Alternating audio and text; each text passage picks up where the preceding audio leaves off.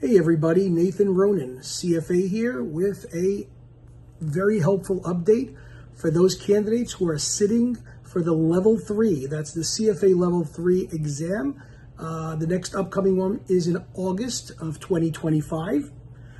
If you are a Level 3 candidate for the August 2025 exam, or even for one in 2026 or whenever, you might want to listen to this update because it will help you a lot with the essay writing, or the constructed response as it's now called, and to make sure that you don't do the classic mistakes that many candidates make on the real exam or fall into some of the traps. So if you'd like to hear more, continue listening. And also if you'd like to continue receiving these updates on a weekly or bi-weekly basis as I post them on social media, just press the subscribe button now and the notifications bell, and you'll be alerted when I post them on YouTube and other forms of social media. Okay, so one of the questions I continuously get from candidates, especially Level 3 candidates who are obviously sitting for the Level 3 exam, is, Nathan, I know how to do the item sets. I'm not really worried about the item sets, but I am scared of those constructed response questions. I've heard that if you can't pass the constructed response questions, you probably won't pass the exam. Is that true? What can I do to improve my chances? Well, I'm just going to dedicate a few moments here to give you a couple pieces of advice. This is coming from somebody who has been grading exams for many, many years. I create my own mock exams. I grade them for people. I put in a lot of time and effort to give them constructive advice on how to improve their chances of not only answering the question correctly, but providing the graders, the real graders on exam day, with what they're looking for, because that is the key. It is absolutely true that most candidates will do reasonably well on the item sets because they have the background and experience from Level 2 of having done item set questions. So essays and the constructed responses, as they're called now, is a different ball game. And you want to make sure that on exam day, you have an advantage on other people. So I'm going to talk about some things you would want to keep in mind. And again, if you'd like to really learn more, it's great to listen to these free videos. I get it. Why pay for something if you can just get it for free? I get it. But in reality, you want to get true practice. And true practice means you do a mock exam and somebody with grading experience actually grades it for you and gives you feedback. It's exactly what I do with the 3 mock exams that I have. They're all essay mock exams, 15 of them. You could check it out on my website at chalkandboard.org, CHALKAND, board, BOARD.org. So that's chalkandboard.org. I have 3 separate mock exams. Each one of them can be graded by me with valuable feedback that will help you a lot and will actually be targeted to what you're doing and give you some constructive criticism on what you can do to improve your chances of getting those essays and the maximum points. Okay, if that's interesting to you, check it out. We have a 30% sale going on right now to commemorate my 30-year anniversary. I like to joke around and say my 30th birthday, but you guys obviously know that's not true. But in any case, you might want to check it out and see if it will be helpful to you. It's better than self-grading because, honestly, it's like the blind leading the blind there. If you don't know what goes into the grading process, just following some instructions isn't going to really get you there. And, I haven't found it to be very beneficial over the years. Okay, so first thing, off the track, don't play with the graders. Well, yeah, but what do you mean by that, Nathan? What I would do is, if you get an essay question or part of an essay question and you don't know the answer, you're not familiar with the topic, you don't remember it, don't stress out. Skip it and come back to it later. The worst thing you can do is put tangentially related information or concoct some kind of, bogus answer, hoping that the graders are going to give you some kind of partial credit. Just doesn't work.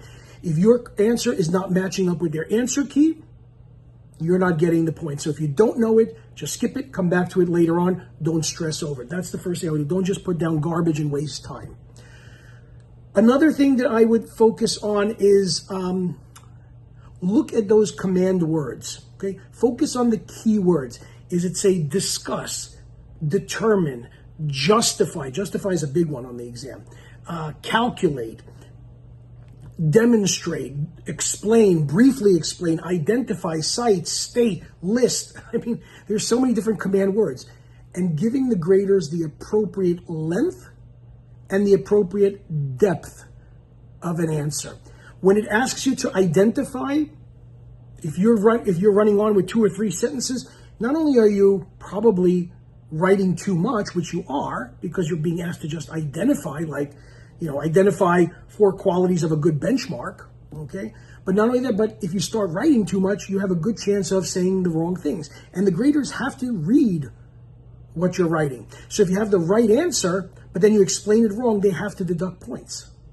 Okay, so be careful about overwriting. On the other hand, when you get, command words like justify or explain, if you're just going to write like a couple of words, that's not really much support.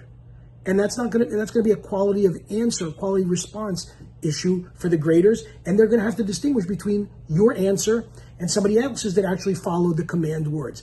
Now, again, I go into this a lot in my mock exams. I go into this a lot in my lecture videos, and I show you the differences. I'm just trying to hit some nails here to help, put some nails in the coffin here for some people so that they can actually make a difference on their exam. The other thing I would highly recommend is to make sure that every command word is addressed separately, okay? So if you have a question that says, identify and briefly explain 2 reasons for, you better have 2 identifications and 2 brief explanations, and they better be clear to the grader.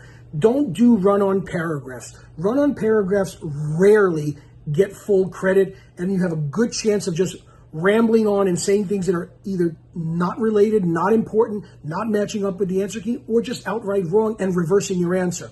So get to the point up front and make sure that each command word is addressed separately. Again, those could be with either sentences or with bullet points, but get to the point. Get to the point and make sure that each command word is addressed separately so that the grader can say, oh, here's the identification and here's the 2 brief explanations. That's very valuable too, okay? The other thing is, what about computations?